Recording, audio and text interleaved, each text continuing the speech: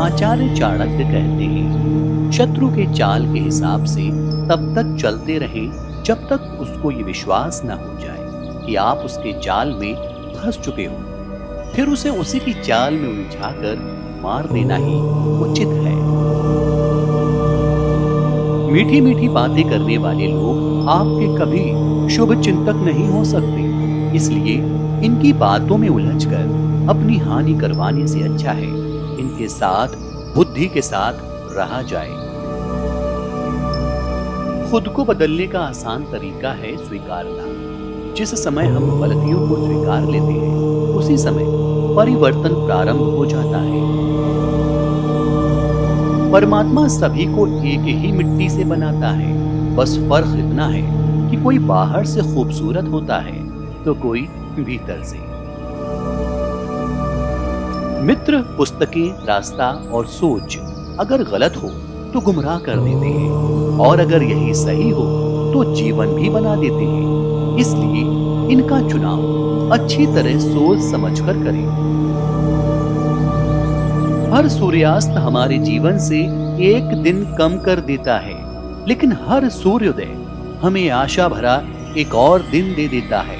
इसलिए सदैव बेहतर की उम्मीद करें। अहंकार तभी उत्पन्न होता है जब मनुष्य ये भूल जाता है कि प्रशंसा उसकी नहीं बल्कि उसके गुणों की हो रही है। पैर को लगने वाली चोट संभल कर चलना सिखाती है, और मन को लगने वाली चोट समझदारी से जीना सिखाती है। इंसान की फितरत ही यही है कि वो किसी भी चीज की कद्र सिर्फ दो बार करता है, मिलने से पहले और दूसरा खोने के बाद। इतनी जल्दी दुनिया की कोई चीज नहीं बदलती जितनी जल्दी इंसान बदल जाता है। बार बार धोखे को माफ करने वाले व्यक्ति दयालु नहीं, मूर्ख कहलाते हैं। जीवन में सबसे कठिन दौर वो नहीं जब तुम्हें कोई समझता नहीं है, बल्कि वो तब होता है जब तुम अपने आप को समझते नहीं।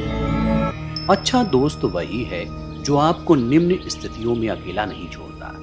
जरूरत पड़ने पर, किसी दुर्घटना पड़ने पर, अकाल पड़ने पर, जब युद्ध हो रहा हो, जब आपको राज दरबार में जाना पड़े और जब आपको शमशान घाट जाना पड़े। जो व्यक्ति किसी नाशवान वस्तु के लिए कभी नाश होने वाली चीज को छोड़ देता है, तो उसके हाथ से अविनाशी वस्तु तो चली ही जाती है, और इसमें कोई संदेह नहीं कि वो नाशवान वस्तु को भी खो देता है।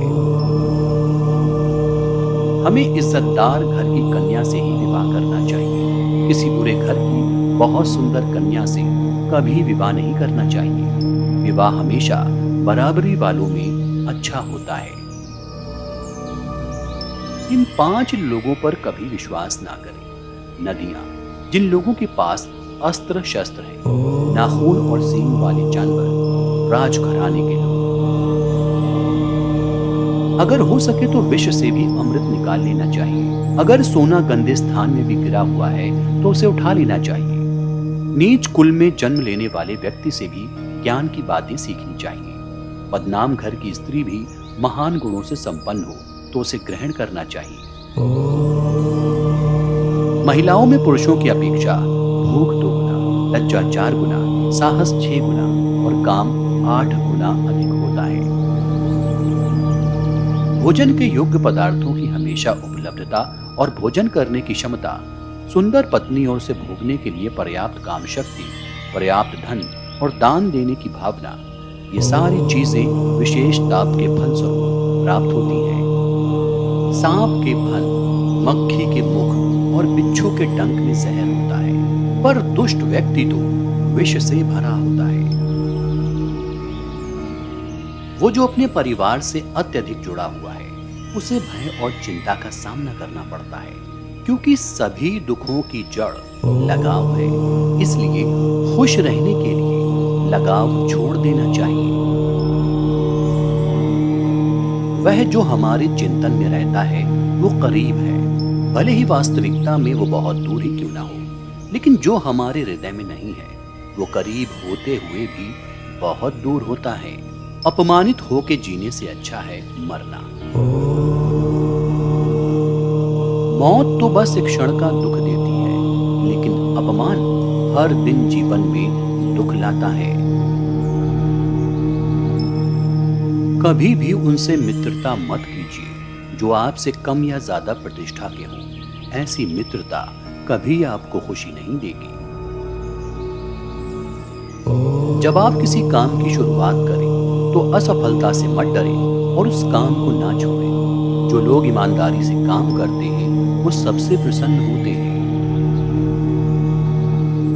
सेवक को तब परखें जब वो काम ना कर रहा हो, रिश्तेदार को किसी कठिनाई में, मित्र को संकट में और पत्नी को घोर विपत्ति में। संतुलित दिमाग जैसी कोई सादगी नहीं है, संतोष जैसा कोई सुख नहीं है, लोभ जैसी कोई बीमारी नहीं है और दया जैसा कोई पुण्य नहीं है। अगर किसी का स्वभाव अच्छा है तो उसे किसी और गुण की क्या जरूरत है। अगर आदमी के पास प्रसिद्धि है तो भला उसे और किसी श्रृंगार की क्या जरूरत है। जिसके पास सपना होता है वो कम बोलता है और काम ज्यादा करता है।